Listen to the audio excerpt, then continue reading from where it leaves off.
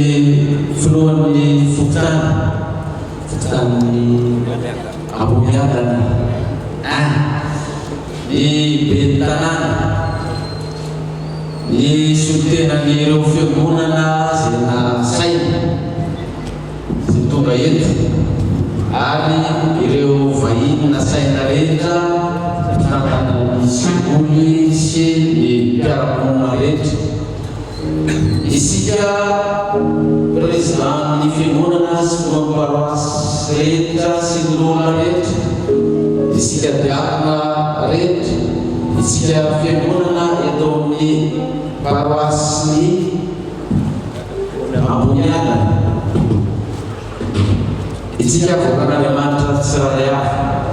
itokana ity fiangonana eto Ambohidahy na ititsika androany ka anapaka ny riman izany ka dia amin'ny anaran'ilay Jesosy Kristy izay lohan'ny fiangonana maneran-tany no itokana antsika ity fiangonana tia ka anapahana ity riman tia izany eo metsika voninahitra Andriamanitra.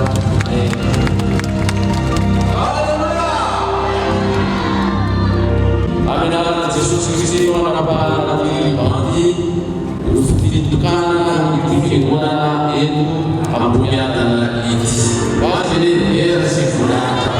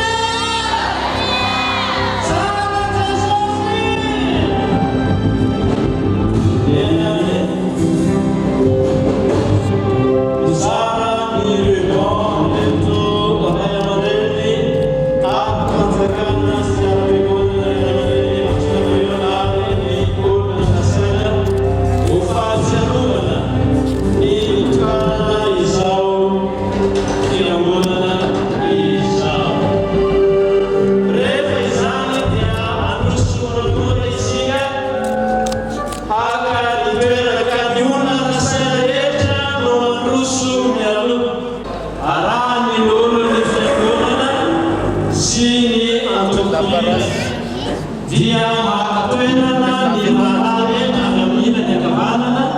ary ny anabavy rehetra amin'ny ilany ankavia. Asaina ampanajana isika izay ny ray aman-dreny paster Rayon Ambady no hitarika ny fanosorana ato an-trano arahany ny mpitandrina ny ben'ny tanàna ny chef tokotany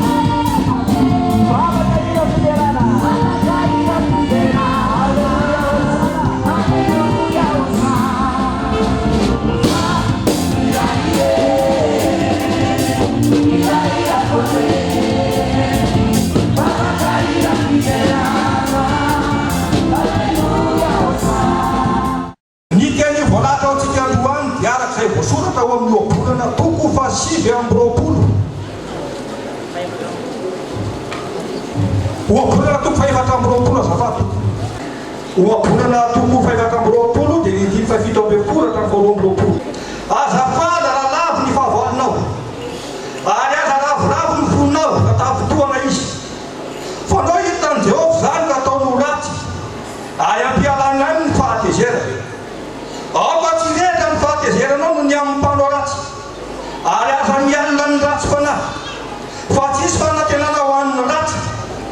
Yeno fatiny jirony ratsy fanahy anaka matahoran Jehovah sy ny mpanjaka ary aza mikambana ny aza mikambana amin'izay liovaova fa ho tampoka no hitangana izay anjolireny ary izy ny mahalala izay loza iseho amin'ny andro ho toizatsika ny famakiana ny tenin'Andriamanitra arak'izay hita ao amin'ny filazany tsara nosoratany Mika Matio filazany tsara nosoratany Matio toko fa 5:9-7 hatramin'ny 2:7 efa renareo fa voalaza hoe maso olo maso ary nify olo nify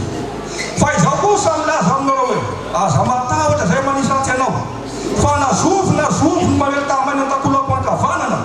atolory azy koa ny anankiray ary zay te hiady aminao ka tahaka ny akanjonao dia avelao azy koa ny lambanao raha azovy aniely anao andeha maily ray mandiara miaraka amin'ny maily roa omeo zay magnataka aminao azy iloza miodina dia te hisamboka aminao ho faranatsika ny tenin'Andriamanitra arak'izay voalaza ao amin'ny epistily nosorata amin'ny Paoly ho an'ny Romanina Romanina 12 epistily ho an'ny Romanina 12 ny andiny voalohany hatramin'ny fahavalo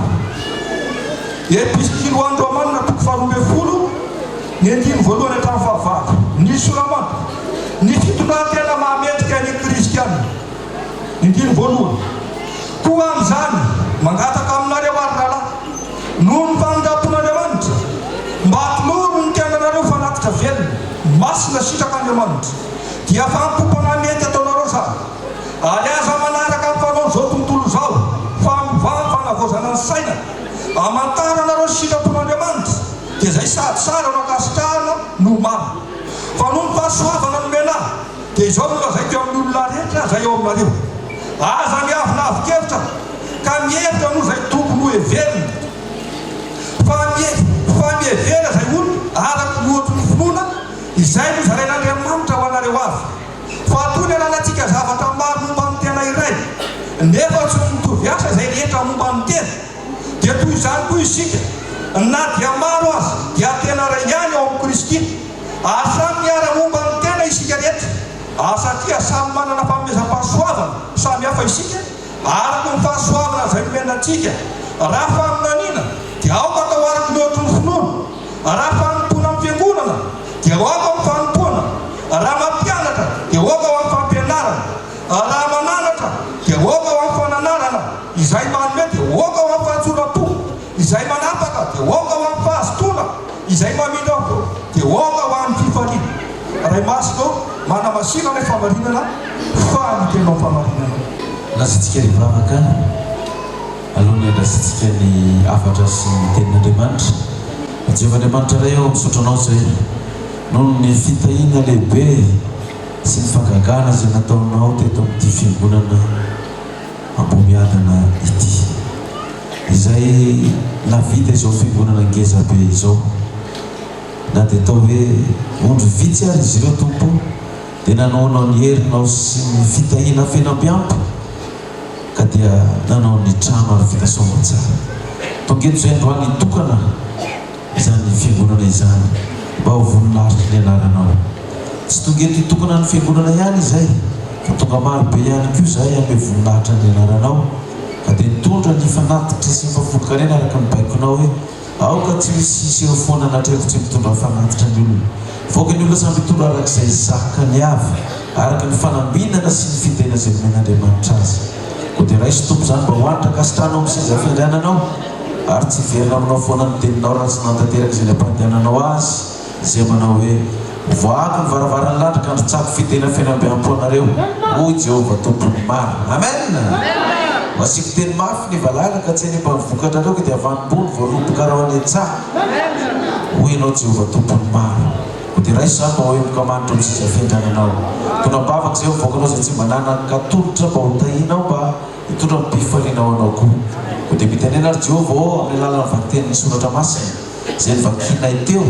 tamin'ny alalan'ny perikopa fa miaina indray zay nao dery sy niaja halleluia amen lasantsika araka amonjy toerana voalohany indrindra dia fifiriana ho any misotran'Andriamanitra lehibe ary miarabantsika voakan'Andriamanitra rehetra eto miadana sy ny paroasyny Andramasina izay régionalny Andramasina sy ny paroasy ny Ambomiadana izany satria dia tafavory maro eto itsika idera sy saotra an'Andriamanitra. Arabaintsika manokana ny vahintsika izay tonga miaraka amintsika eto miaraka amintsika eto ireo solitenana fiangonana. Misy ireo solitena fiangonana izay nasaintsika tonga eto na avy eo amin'ny herin'ny finoana ao ny amin'ny fitsika emina ary mety misy koa ny solitenan'ny fiangonana ekara zany izay mety miaraka amintsika eto ny vaon'oloko izay tonga koa ny solitena eto amintsika izay manarika ity fitaom-pivavahana ity dia ny amin'ny herin'ny finoana moa zany raha eto izy dia Andriamatoa Andrianary Manana Bazafata mba mitsangana Azafata raha mba eo le solitena manapakao satria fahamarina ny fanasana azy fangatony fiangonanao ny fitokanany ity fiangonana ity dia vondatrana eto n'Andriamanitra ihany hitanao sy ny ankohonanao tompo. Amen. Saotra tompo. Tahaka izany koa ny solitenan'ny fiangonana vaon'oloko Pasteur Emile hitako teo izy teo fa ngamba namonjy fotoana koa izy rehefa vita fitaom-pivavahana ka izy solitena mbola tafajanona atsika dia miarabana nareo koa zany tonga tsika saotra indrindra tompo. Ny solitenan'ny fiangonana efitsika ema koa miaraka amin'ny vadiny izay Taleo César raha Manarinjasoa Bertimina zany sy ny vadiny izay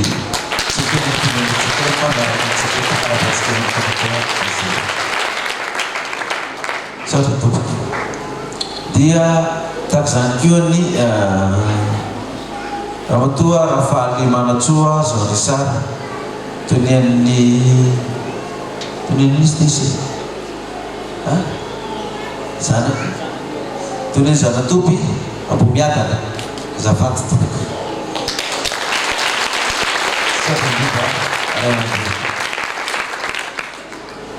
Tahaka izany ihany koa ireo soliteny avy amin'ny mponina manodidina sy ireo fiangonana maro izay tonga eto koa dia mangatany tsika vahiny rehetra izay nasaina ihany koa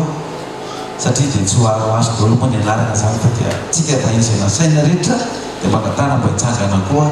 mba hisaorantsika n'Andriamanitra miala tsiny rehetra tompo. Tsika vahiny rehetra ray aman-dreny eto amin'ny fokotany eto amin'ny tanàna izay tonga marobe eto amin'ny fofotoana izany. Saotra tompo. Dia tonga eto koa na dia vahiny nasaina rehefa nitsangana izy mivady ny filohan'ny fokotany Rafaly Arso Asenina mivady. Saotra betsaka nareo mivady amin'ny alalana koa izao fanorenana izao fiangonana izao satria dia tsangana eto amin'ny fokotantsika ny fiangonana apokalipsika dia tsy nanoana izany anareo fa dia nanome alalana malalaka ko dia mankasitraka mankatelina anareo mivady ihany koa. Ny vodiana hono ny tsy mandeha aloha ka tsy natao faralandririnina fa amin'ny malagasy dia zay hoe vodiana tsy mandeha aloha zay entin'ny ben'ny tanàna Andriamatoa Naivo Manana Celestin ben'ny tanàna Ambomiadana. Miarahaba Andriamatoa ben'ny tanàna satria enikady zay voninahitra tokoa ny fiangonana satria dia tonga ianao nanatrika izao fotoana izao satria raha tsy teo tokoa ianao nanome alalana fananganana izao fiangonana zao dia tsy tetintsika ary tsy nisy izao fitokanana zao ko dia faly izay ary mankasitraka mankatelina satria dia tsy nataonao ambanin-javatra na dia maro ary mety tsy andraikitra zay miandry ianao eo amin'ny asa dia tonga ianao nanome voninahitra ty fotoana ity ko dia mankasitraka mankatelina hoy ny baiboly hoe hotsarony ianao raha tonga amin'ny fanjakan'Andriamanitra ao fa tsy ho adinona izy ampandona teontsika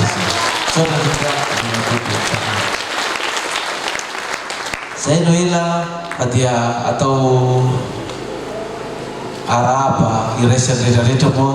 ka dia arabaina avokoa tsika rehetrarehetra fiangonana ho mariky ny fiamparabatsika dia tsika fifanofoofatanana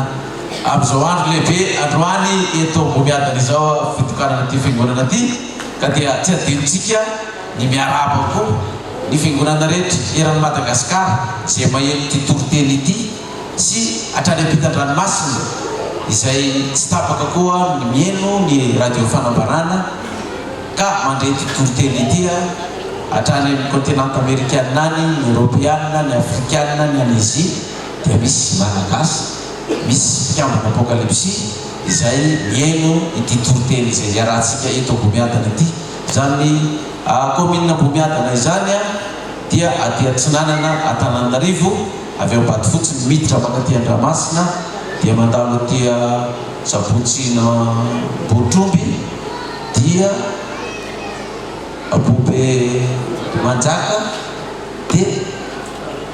Bomiadana 4 km moa avy Antananarivo ty toerana ity zany. Dimy amby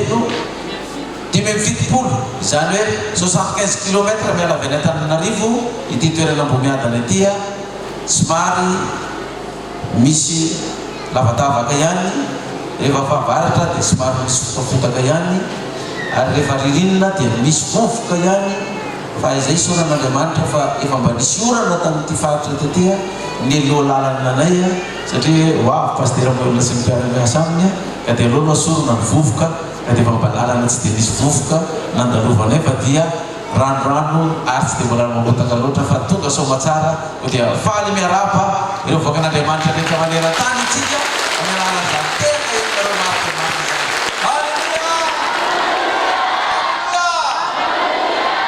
Eny atoko lasy toko vavy zay no ela fa andehantsika hiditra miafatra. Androantsika dia fotoana manokana hitokana fiangonana 20 taona ny fiangonana apokalypsy ary taorinan'ny 20 taona taorinan'ny fankalazana ny 20 taona izay nataontsika tao amin'ny collégium iny izay nanentriketrika tokoa satria dia re sy nanako eran-tany miakona dia ny zavatra hita sy taratra dia manomboka mitokana fiangonana isaky ny sabotsy zany moa raha ny lazana azy na ny sabata ny fiangonana apokalypsia eran'ny Madagasikara dia isaky misy fiangonana tokanana foana anjaran'ny Bomiadana zany ny androany tamin'ny tapabolana zay dia tany miantso tokana fiangonana ary afaka tapabolana indray dia any Marikobobo district Ambohidratrimo dia hitokana fiangonana koa fa amin'izao fotoana zao dia fa manomboka efa tsy mivavaka manofa EPP na CEG na lycée na manofa tranon'olona intsony fa efa manomboka mitsangana tsikelikely ny fiangonana ary dia profo zany tokanana ty fiangonana. Halleluja! Dia efa miezaka manao ny fiangonana avokoa zany maneran-tany eran'ny Madagasikara ny fiangonana apokalypsy ny anelan'ny eo koa zao efa navita fiangonana koa zareo any dia fa tsy manofa trano intsony fa dia efa mivavaka amin'ny fiangonana zay efa namboarina izy ireo dia mbola ometsika voninahitra koa Andriamanitra endrika toriteny ny fiangonantsika any La Réunion any izany ka mahafinaritra satria hoe miezaka tokoa tsika mba aneo ny voninahitran'Andriamanitra ary na dia niafatra tsika za talohan'ny fankalazana ny 20 taona tao amin'ny collégium iny dia niafatra ny men'Andriamanitra hoe ataovy ny trano kozizy ozy Jehovah dia hoakasitrahako zany ary matoa vita ty fiangonana ty dia nisy tanan'Andriamanitra efa niasa meloha tany amin'ny lehiben'ny fokotany tany amin'ny ben'ny tanàna izay efa nandefa ny fanamasina hoe ny vahoaka matahotra an'Andriamanitra dia mora entina eo amin'ny fokotany mora entina eo amin'ny commune sa tsy marina ve zany ary dia rariny sitsiny raha tsy nanakana ary zareo fa mba hitreretra hoe vahoaka tsy matahotra an'Andriamanitra daholo moa no amin'ny commune hoentinao sanatria vava dia tsy ho lasy dahalo daholo sy mpangalatra sy mpimamo daholo. Inona ny fiarahamonina vanina amin'izany tsy any Texas sa sisa zareo tsisy raha vanina ny fiarahamonina fa rehefa ny vahoaka entina no matahotra an'Andriamanitra dia milamina ny tanàna ary dia mivavaka koa ny vahoaka dia mirotsaka ny fitahina amin'izany komina sy fokotany zany halleluia. Isaorantsika koa ny fanjakana malagasy fa dia malalaka ny fivavahana eto amintsika ary za mino fa maromaro na dia nyvakily tokony misy sotena ny fivolana hery ny finoana ny hevitsika hema ny vahaololoko za mino fa misy sotenako eto na ny katolika ary na ny fiangonana hafa tonga eto miaraka amintsika eto fa tsara be zany hoe komina anankiray na fokotany anankiray misy fiangonana maro inona ny tianao bara maro ve ny eo fokotany sy ny komina misy anao sa ny fiangonana ny maro sa toeram-pandihizana